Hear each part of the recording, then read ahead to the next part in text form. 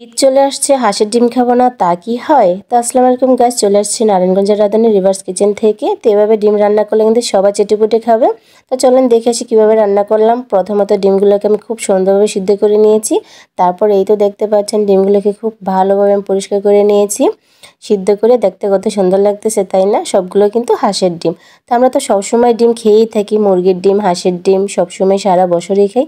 আর শীতে যদি ঠিক এভাবে একবার ট্রাই করে দেখেন তাহলে কিন্তু অনেক মজার হয় খেতে। খেতে কিন্তু অনেকটাই সুস্বাদু হয়। নতুন আলু দিয়ে হাঁসের ডিম বোনা, ওহ সেই মজা। তারপর ডিমগুলোতে দিয়ে দিচ্ছি হলুদের গুঁড়ো আর লবণ দিয়ে আমি মেখে নিচ্ছি এখানে। মেখে তারপর দিয়ে দিচ্ছি একটা কড়াইয়ে তেল।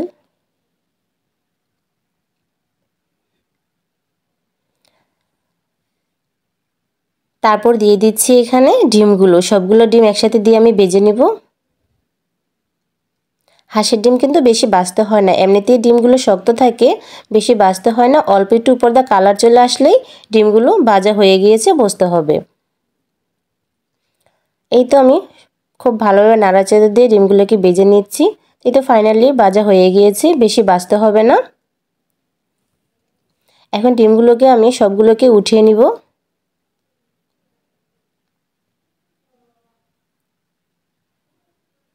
এই তো দেখতে পাচ্ছেন কত সুন্দর হয়েছে ভাজাটা, ঠিক এরকম করে ভেজে নিতে হবে। তারপর দিয়ে দিচ্ছি এখানে নতুন আলু, আমি আগেই কেটে ধুয়ে রেখে দিয়েছিলাম।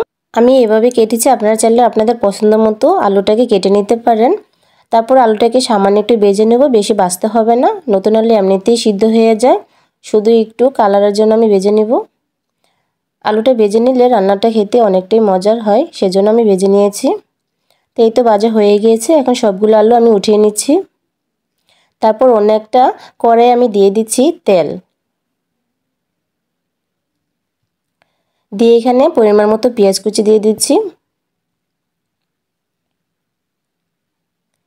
দিয়ে খুব ভালোভাবে পেঁয়াজটাকে নাড়াচাড়া দিয়ে ভেজে নিতে হবে।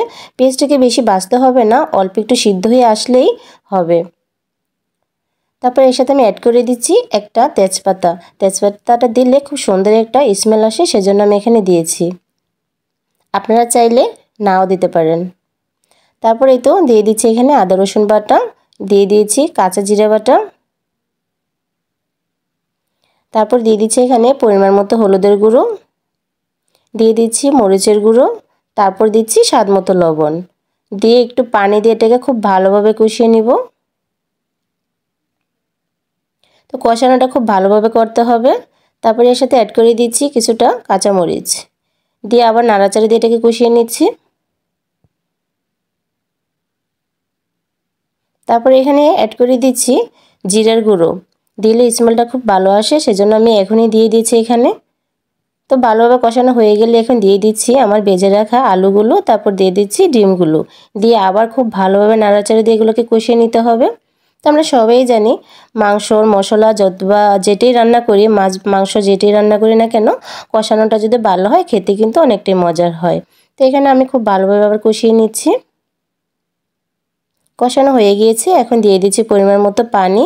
তো আপনারা চাইলে পছন্দ মতো পানি দিতে পারেন, যে যেরকম ঝোল খেতে পছন্দ করেন। তো এখানে আমি একটু ঝোলটা বেশি দিয়েছি, যেহেতু আলুর পরিমাণটা বেশি, আলু কিন্তু পানি অনেকটাই টেনে শুষে নেয় সেজন্য। তারপর দিয়ে দিচ্ছি এখানে, ঢেকে দিচ্ছি আমি।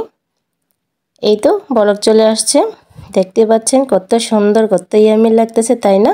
তো এভাবে কিন্তু অবশ্যই আপনারা বাসায় ট্রাই করবেন। এভাবে রান্না করলে কিন্তু সবাই খেতে পছন্দ করবে। গরম ভাত দিয়ে নতুন আলু দিয়ে হাঁসের ডিম খেতে কিন্তু অস্থির মজা লাগে, অনেকটাই দুর্দান্ত লাগে। একবার খেলে কিন্তু বারবার খেতে ইচ্ছে করবে। আর শীতের দিনের তো কথা, তা তো বলতেই হবে না। তারপর দিয়ে দিচ্ছি এখানে জিরের গুঁড়ো, তারপর দিয়ে দিচ্ছি স্বাদ মতো ধনিয়া পাতা, চাইলে এটা আপনাদের পছন্দ মতো দিতে পারেন। আর ধনিয়া পাতাটা দিলে কিন্তু তরকারির কালারটা খুবই সুন্দর আসে। এই তো দেখতে পাচ্ছেন অনেক সুন্দর হয়েছে। তো রান্নাটা কেমন হলো অবশ্যই আমাকে জানাবেন, আর এভাবে কিন্তু অবশ্যই ট্রাই করবেন, খেতে কিন্তু দুর্দান্ত লাগে। তো আল্লাহ হাফেজ।